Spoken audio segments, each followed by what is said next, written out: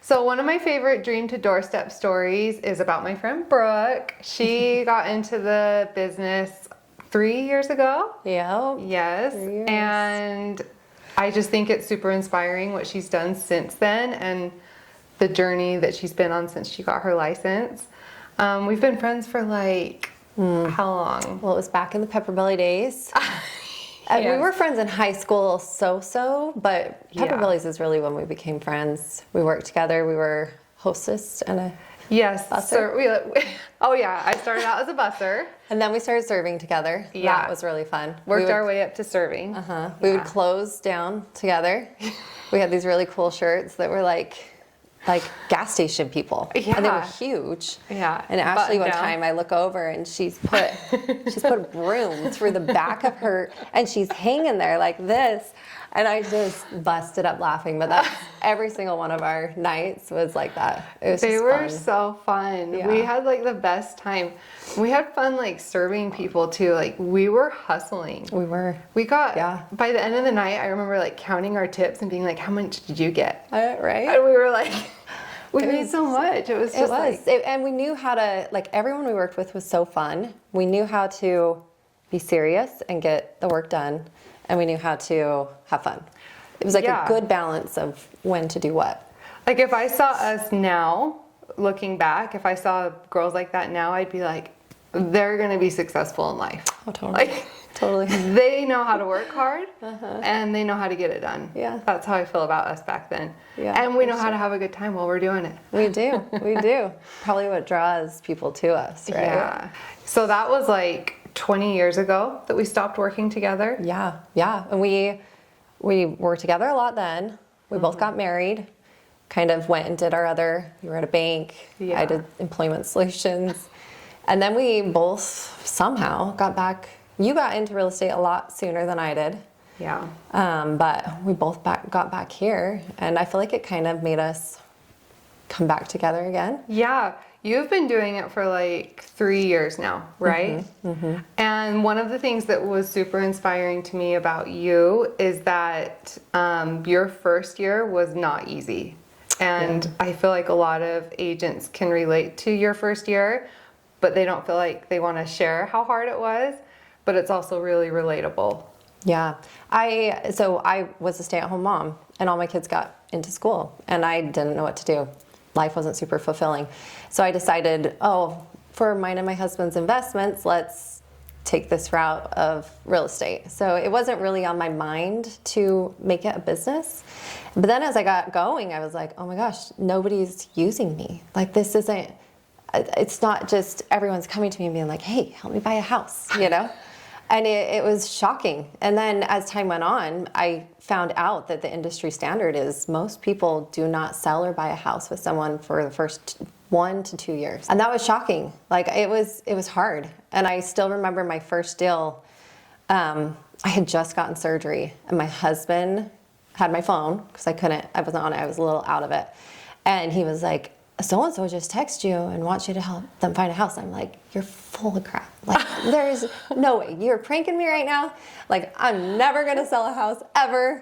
And he's like, no, I'm not lying. Like, and it was 24 hours before I was like, I'm just going to look at my phone later. And sure enough, it was the first one. And it's wild because every deal from here on out, it's like, it feels like that first one. Yeah, like Do you feel the same? Yeah, like the excitement of it, that initial like, oh my gosh, we're doing this. So did you so know them random. before? I had crossed paths, but I didn't know her super well. We're great friends now. Like, it's actually one of my, probably the most rewarding deal that I've done. Oh my gosh. I don't know if it's the naivety of your first, you know, and not really like just going to bat for someone and be willing to do anything, which I feel like I'm that way always. Single mom, 6 kids, and she had to be in a certain price point, right? We found a home. It was a new build, and the builder was giving us an incentive for using their lender. And I had heard through my lunch and learns and education, I had heard about this grant. It was like a it was in Davis County, $50,000 grant. And I was like, she is perfect for this. We're gonna do this. And so we get going, and the lender is like, no, she's not gonna qualify for this. This is not gonna work for her. The preferred lender? For the builder, yeah. Not taking this for an answer. And I happened to be at a lunch and learn, learning about social media or something, and I got talking to a lender, and he was like, I literally just did this. Like, I could totally get your buyer to the finish line. Like, and you know, make it what she needs. And so I talked to the agent, and I was like, hey, this is our situation. We have to keep this incentive to use yours, but we got to use this guy because your guy's not willing to. And somehow he ended up being like, all right, let's try it. And the lender, yeah, he ended up getting her the full amount. Oh my gosh. And she closed, and it was a long, lengthy, lots of phone calls process, but it was all totally worth it. I feel like that says exactly who you are. I'm not going to take no for an answer. I've heard about it. We're going to take this all the way and see if it can be done, because if it can, I will help make it happen. And she's going to be grateful to you forever, right? She probably still is grateful. Yeah, that's one of my, like, one of the most rewarding things is afterwards when somebody comes up to you. Like, she stopped by my house with a huge thing of, like, a bouquet of roses and, like, a sweet card, and I don't know. You don't expect that, right? But when it happens, you're like, it's all worth it. Yeah. All the gray hairs, all of that. All the stress it caused in between, but, like, the fulfillment at the end. Yeah, how do you feel from when you first got into the business to now? How has, like, the vision you had for getting into real estate versus what you're experiencing now? What's that? Has your mindset shifted? It's a roller coaster. I thought I would get, 5, 6 under my belt, and I would just coast. I would know all the answers, and you don't. Yeah. You don't. Every single transaction I've done has been completely different. Yeah. I actually just recently closed in February on a commercial property. That was wild. Like, I actually tried really hard to refer them off to another agent that I know really, really well, who's really good in the commercial world. And he was like, no, you can do it. I know you can do it, and I'll be here if you need help. And so I think that's a lot of real estate, is figuring it out and having good people in your corner to help you, use their tools, use your tools to find out any answer, find out any solution.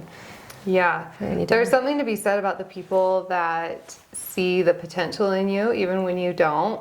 Like, I can think of people for me that saw the potential in me, or even when, like, the people closest to me might not have. Like, that agent saying, like, you've got this. And was it worth it? I did. I actually... yeah, it was. It was scary. It's intimidating, like, especially being a woman in an industry that's mostly men, right? Like, but you have to be able to adapt and change and be open to whatever comes your way, right? Yeah, I think my takeaway from what you said too is you'll always figure it out. Like, you will always figure it out. If you don't know the answer, you'll figure it out with the grant, with the commercial property, with whatever else comes next. You'll figure it out. And that's what keeps you growing in this business, I think. So you went all of year 1 without doing one transaction.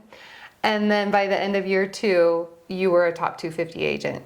And continue to be a top 250 agent in year number 3, right? Yeah. Yeah, I actually, it's funny because, not having any transactions and then getting top 250, I had no idea what top 250 meant. I remember Googling, like, oh, how many agents in Utah? Like, what does this mean? And then when I got it the second year, I was like, okay, this is cool. Like, and it's a lot of pressure. It's very humbling to realize, what that award means. So how did it feel knowing that you were in the top 10% of agents in northern Utah? Oh, it was humbling. It was very, it takes me back to, those years when we were younger. at Pepper Bellies and being this girl that's just like, oh, I'm just a little waitress, right? Not realizing what I'm capable of, not really believing in, you know, because I just thought I'd be a stay-at-home mom my whole life. I really did. And so to start late in my life and to achieve what I have, like I still don't really believe it. So like 20 years later, who would have thought we're serving at Pepper Bellies? Yep. And here we are working in real estate together. Just Yeah, so. You were actually one of my, you were the first person that I reached out to. Once I passed my test, I was like, I just look up to you so much. And so I called you to ask for advice. And ever since then, like, you know, you're always doing the next big thing. You're always on social media, putting yourself out there, recording yourself before everyone else is doing it, right? And I look up to you a lot. I remember when you called me and told me you were getting your license or had your license and you were deciding where to go from there. And I feel like in this business, when people get into real estate, it's easy to see other agents, especially ones that you know are getting in as competition. But I just was excited for you. Like I was just excited for you. And I just remember thinking, I just want to see her stick with it because I know how rewarding it can be. And I really do see the potential in you. And I think that you're seeing it in yourself from everything, like going from no deals your first year, top 250 second and third year. For me, it was just really exciting to see you get into the business. Yeah, going back to, you know, when we were waitresses together and being moms and growing our families to now being in a professional industry together, I've never once looked at it as a competition. We've always kind of, you know, been allies, had each other's backs, supported each other. Yeah. I think that's cool. Thanks for coming and sitting down with me today. I'm so excited for people to hear your story. It was fun for me to listen to, and I'm really glad that we're just friends in this industry doing our thing.